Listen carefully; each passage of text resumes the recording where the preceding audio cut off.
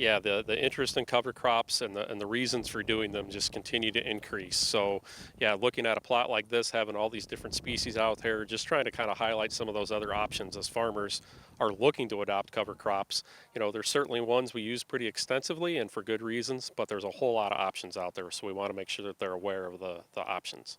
Now, how do we go about figuring out which option we want to select?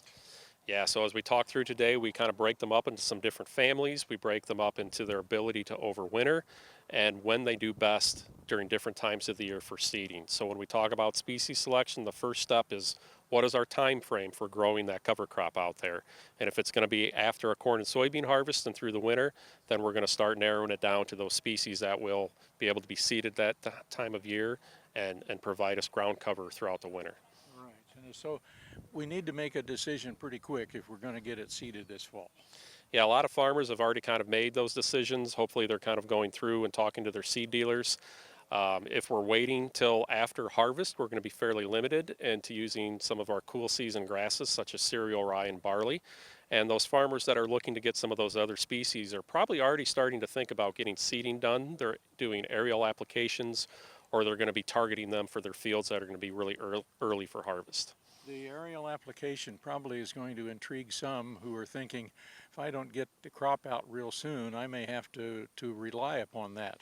Are there services that will aerial apply a cover crop? Yeah, there's a number of different services.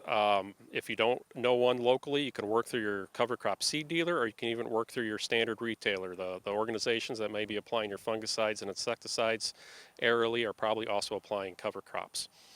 So are they scattered pretty good? Some people are going to say, well, are they really going to cover the ground?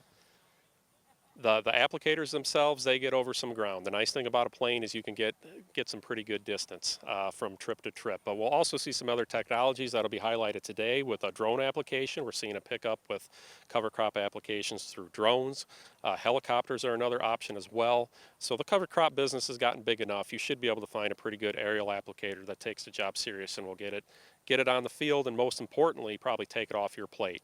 There's obviously an expense to that, but at the end of the day, it becomes something that you're not worried about getting out there and getting done.